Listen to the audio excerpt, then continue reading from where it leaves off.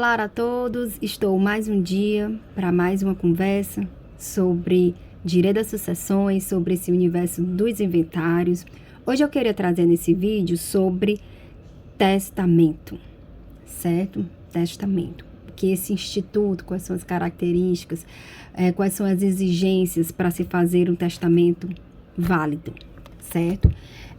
Antes de mais nada, a gente tem que compreender como é que se dá, né, esses herdeiros testamentários, quem podem ser eles, e lembrarmos que existem os herdeiros legítimos, que são aqueles provenientes da lei, certo? Então, aqueles provenientes da lei, eles são chamados de legítimos, porque a própria lei estipula, né, quais são esses herdeiros que vão ser chamados na sucessão daquela pessoa que faleceu. O herdeiro testamentário é aquele que vai receber de acordo com a existência de um testamento. Então, pode existir no mesmo inventário os herdeiros testamentários, se existir um testamento, e pode coexistir nesse mesmo inventário herdeiros legítimos, né? A gente vai ver aqui a hipótese, mas pode coexistir dentro do mesmo inventário. Lá no princípio da Saicínio, que é o princípio que rege esse direito das sucessões, o nosso direito das sucessões, né, no nosso Código Civil Brasileiro, a sucessão, ela acontece, ela começa, ela tem início com a morte da pessoa. Ou seja, independentemente de estar aberto um testamento, de estar aberto um inventário, de estar da pessoa que é herdeira saber ou não da morte, por uma ficção jurídica, a pessoa, ela começa assim a ser considerada herdeira no momento da morte daquela pessoa, certo? Então, esse é o princípio que rege o direito das sucessões, é com a morte e não com a abertura do inventário que se tem início ao direito das sucessões. O inventário vai ser o quê? Vai ser esse processo para formalizar, né, as situações jurídicas que envolve aquele falecido, certo? Então, só para explicar um pouco sobre de onde provém esse herdeiro testamentário. Esse herdeiro testamentário, ele vem do ato de última vontade do testador. Quem é o testador?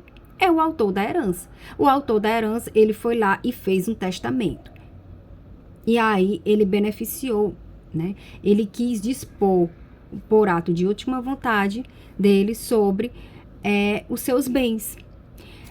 Aqui, uma das principais características, agora a gente vai analisar as principais características desse testamento. Gente, o testamento, ele é só por escritura pública?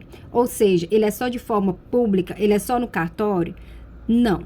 Ele pode ser um ato de instrumento particular e pode ser por instrumento público, lá no cartório, certo?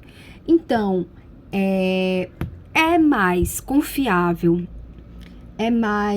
é como se fosse, é mais protegido o instituto fazendo no cartório, certo? Para não ter nenhuma invalidação. Por quê? Porque se ele tiver alguma cláusula inválida, incompatível com as disposições do Código Civil, por exemplo, ele vai ser considerado inválido. Então, alguém pode dizer, esse testamento é inválido. E aí, ele não vai ter eficácia. Então, seria bem mais interessante e prudente da nossa parte, que vai fazer o inventário para algum cliente, de ser de instrumento público e não particular. Mas ele pode, sim, fazer um instrumento particular, certo? Então, ele não tem essa obrigatoriedade de ser um ato público, certo? Quem pode testar, né? Quem pode ser o testador? Quem pode fazer um testamento? Gente, a pessoa física, ela pode fazer o seu testamento independentemente da idade dela. As pessoas incapazes, né? Elas não podem fazer um testamento. Agora, depois da maioridade, depois dela não ser considerada uma pessoa incapaz, né? Que o Código também estabelece quem são os incapazes, que não podem fazer testamento. Mas se a pessoa for capaz, ela não tem um limite de idade. Ou seja, tem muita gente que confunde, acima de 70 anos, aquela pessoa não vai poder fazer o testamento. Ela confunde, por quê? Porque tem lá uma regra expressa, né, no nosso Código Civil, que depois de 70 anos, o seu regime de bens, se você casar, né, depois de você ter completado 70 anos, o seu regime de bens vai ser obrigatoriamente separação obrigatória de bens, né? Vai ser um regime estipulado pela lei. É obrigatório, você quer casar, você vai, mas você vai ser regido por esse regime, que é o regime da separação obrigatória de bens, certo? Para o inventário, ou para o testamento, que a gente está falando aqui, não tem essa limitação. Após 70 anos, você pode fazer com 80, com 90. A restrição é as suas faculdades mentais. Elas têm que estar plenas. Você tem que dispor de capacidade mental plena. Ou seja, por exemplo, quando é que essa capacidade mental plena, ela tem que ser averiguada? É no momento que você fez o testamento. Por exemplo, você fez o testamento, você tinha 65 anos. E 10 anos depois você morreu e aquele testamento foi aberto para ser, né, para ser conhecido por todos. Só que você fez com 65 anos, nesse exemplo. E 2 anos depois, você começa a ter Alzheimer. As suas faculdades mentais, elas não estão boas, elas não estão aptas para você discernir de algumas coisas da sua vida civil, certo? Então, 2 anos depois, você foi acometido dessa doença. Esse testamento vai ser válido? Sim. Por quê? Porque quando você tinha 65 anos de idade, você não tinha nenhuma restrição mental. Então, o momento que a gente deve analisar as faculdades mentais da pessoa é quando for feito o ato, quando for feito a disposição testamentária, certo? Então, essas faculdades mentais, elas vão ter que ser averiguadas no momento que foi praticado o ato, no ano que foi praticado o ato, certo? Outra coisa, se eu for fazer uma escritura pública de testamento, quanto é que eu vou gastar? Gente, isso aí varia de estado para estado. Tem estado que ele cobra, né, o ITCMD, o testamento de acordo com os bens. Ou seja, quais são os bens que vão estar no testamento? A gente vai tirar uma porcentagem e isso vai ser o valor do seu testamento. Tem estado que é um valor fixo. Ou seja, a gente cobra uma taxa tal, independentemente da quantidade de bens, independentemente do valor dos bens. Então, há estados. Então, você vai ter que ver a sua legislação estadual em relação ao que cada cartório traz, né? Tem cartórios que vão valor fixo, independentemente da quantidade de bens e do valor dos bens, e vai ter cartório que vai ser de acordo com os bens. Então, vai ser maior se for muitos bens, vai ser menor se for menos bens. Então, assim, eu posso fazer meu testamento em qual cartório? Não tem uma competência fixa. Ou seja, eu moro na cidade, vamos supor que eu moro na cidade Salvador, Bahia. Eu posso fazer um testamento em outro estado, em outra cidade. Eu não tenho uma competência me obrigando a fazer em qual estado eu tenho que fazer. Não tem essa obrigatoriedade. Eu posso eleger, eu posso escolher, certo? O estado que eu queira fazer aquele testamento, certo? Então, não tem essa competência territorial. Então, aí, vamos lá. Eu não posso fazer um testamento o testamento, ele só para situações, para ocasiões do patrimônio da pessoa que está testando? Não diz respeito só a assuntos patrimoniais da pessoa que está fazendo testamento, certo? Eu posso dispor de quem vai ficar o curador de um filho meu, quem vai ficar cuidando de algum animal de estimação meu, certo? Minha, por exemplo, um cachorro, um gato, um coelho, seja lá o que for. Eu posso sim dispor, né, daquelas em disposição, eu posso estar deixando também essas observações que eu gostaria. Então, só as situações patrimoniais que abrange o testamento? Não, o testamento ele pode expor também de outras situações. Inclusive, uma das mais importantes é um reconhecimento de uma paternidade. Muitas vezes, a pessoa sabe que ele é pai, mas ele não quer tornar isso público. Então, já vi casos de gente tornando isso uma cláusula do testamento. Então, aqui é uma observação importante desse vídeo.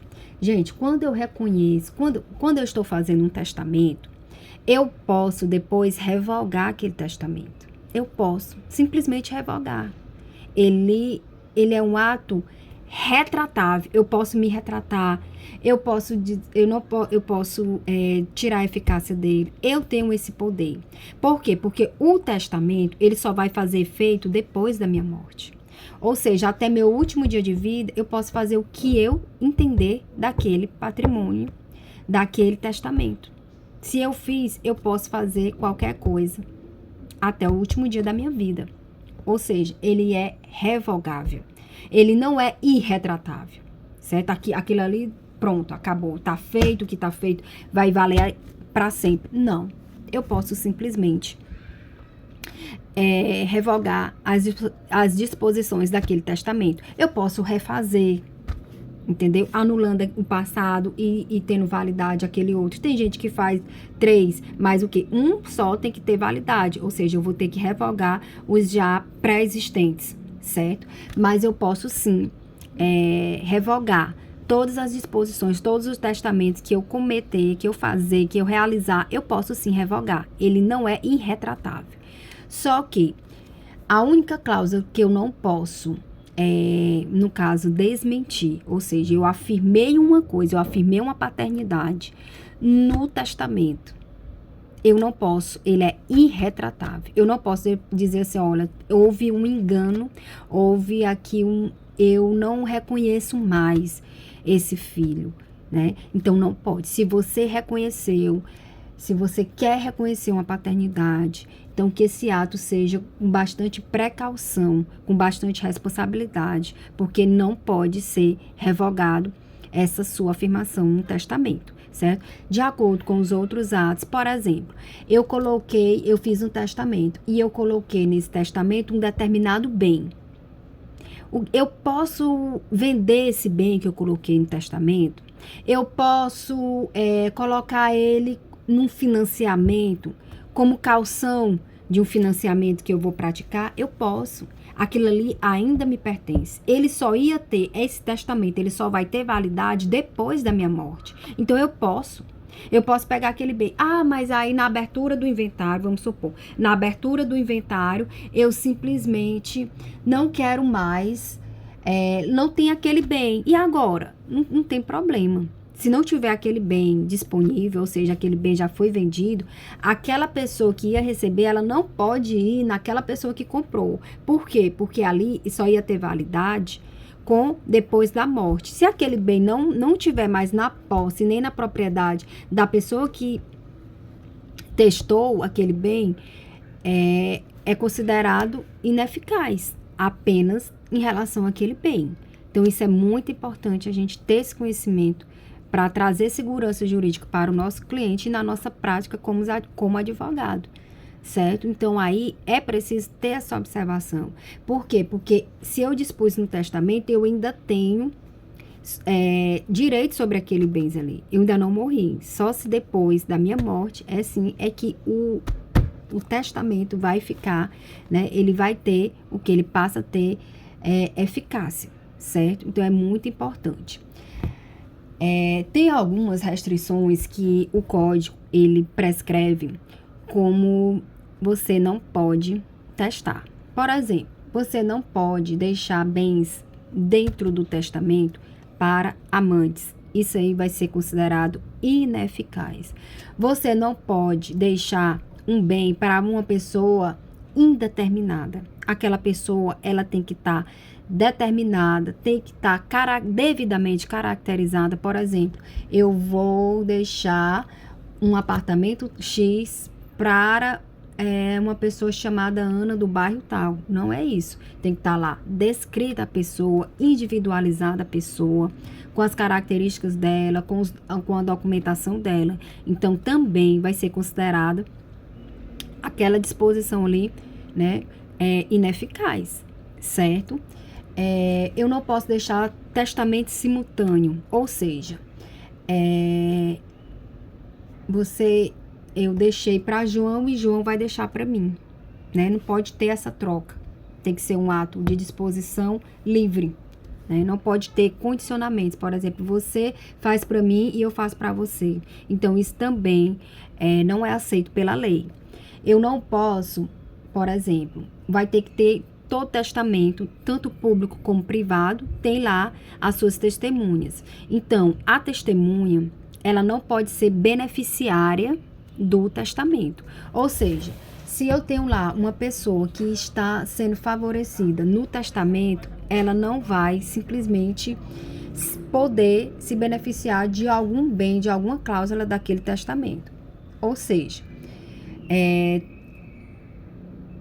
e nem o seu cônjuge. Então, se ela faz parte das testemunhas e o cônjuge dela, né, nem ela e nem o cônjuge dela podem ser beneficiados naquele testamento, certo? Não pode.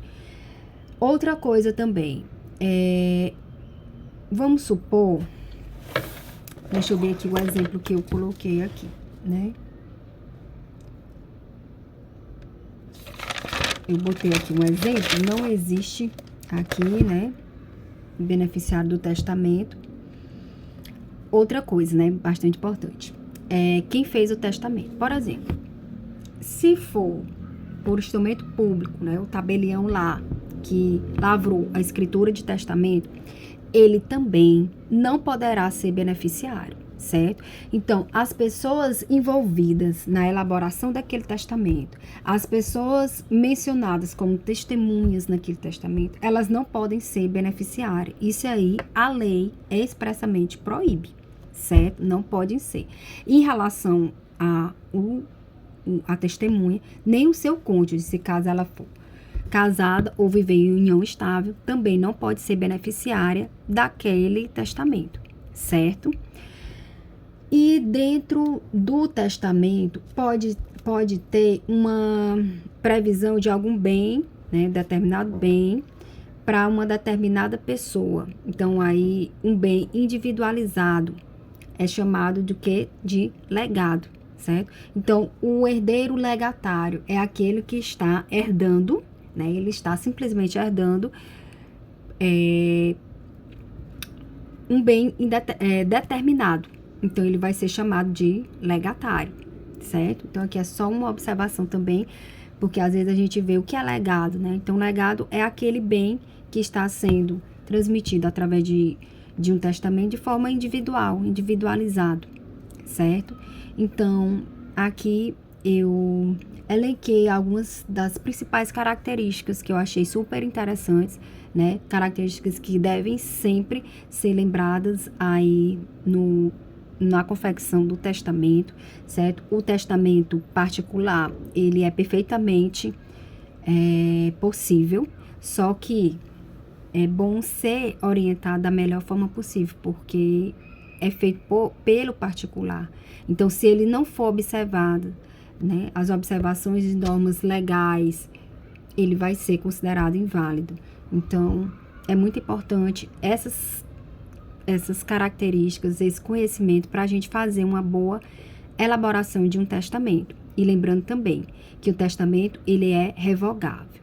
E o testamento é um ato personalíssimo, ou seja, sobre os meus bens, eu que tenho que dispor, eu que tenho que fazer meu testamento. Por exemplo, eu não posso eleger, quando eu morrer, eu quero que o meu advogado, ou o meu irmão, ou o meu tio, ele disponha de como vai ser dividido isso. Então, é um ato personalíssimo. É a pessoa, né, que tem que dispor dos seus bens. Ela não pode, ela mesma, ela não pode repassar isso para um terceiro, certo? Então, é um ato personalíssimo. E em relação a isso, ele tem que ser o quê? O próprio autor da herança, antes do seu falecimento, né? Ele vai lá dispor sobre o testamento, certo? Então, isso é um ato de última vontade da pessoa.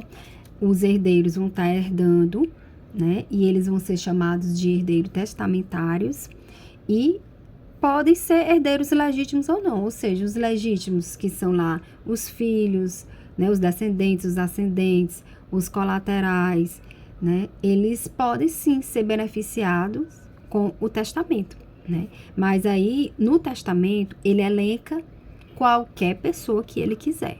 Aí ele tem só algumas restrições, né? Não pode deixar para o amante, não pode deixar para as pessoas que fizeram parte da elaboração daquele testamento. Ele não pode fazer o tabelião que está lá lavrando o termo lá do testamento, ele não pode também ser beneficiado, mas em regra geral, né? Tirando as exceções que a própria lei prevê, você sim pode deixar o seu testamento, né, os seus bens para qualquer pessoa. A observação, assim, importante, né, para finalizar aqui esse vídeo, é sobre o resguardo que a lei sempre deixa para os herdeiros necessários, que é a legítima, né? 50%, quando você tiver herdeiros necessários. Quem são os herdeiros necessários? São o cônjuge e descendentes. Se você tiver eles dois, você vai ter herdeiros necessários, ou seja, eles vão estar protegidos pela lei, certo? Então, quando eles estão protegidos, 50% do seu patrimônio não pode ser disposto, né, no testamento. Ou seja, por mais que você tenha liberdade de dispor do seu patrimônio, se você tiver herdeiros necessários, você não vai poder dispor de tudo. Se você não tiver esses herdeiros necessários, você sim vai estar livre. Você pode deixar para quem você quiser. Se você tiver os herdeiros necessários, que são lá, o código também prevê expressamente esses herdeiros necessários, que são cônjuge, ascendentes, cônjuge ou companheiro, né? Ascendentes e descendentes. Se você tiver eles, você vai ter que limitar a dispor de 50% do seu patrimônio, certo? Porque eles vão estar protegidos pela própria lei. Então, é isso. Eu gostaria de contribuir, né, para o seu conhecimento sobre esse instituto, um instituto de testamento. Muita gente tem receio de fazer, com medo e com precaução de precisar depois daqueles bens. Se você precisar, se você fez um testamento e precisar daqueles bens, né, sua situação financeira mudou, você pode revogar aquele testamento, né, e você pode se retratar e pode sim anular aquele testamento. Você pode fazer o que você quiser com aqueles bens que você dispôs até o último dia da sua vida, certo?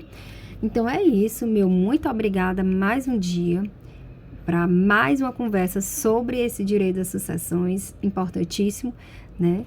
Esse tema de testamento. E eu gostaria de alguma dúvida sua, de poder ajudar da melhor forma possível. Se tiver alguma dúvida, alguma pergunta, será um enorme prazer em estar aqui respondendo.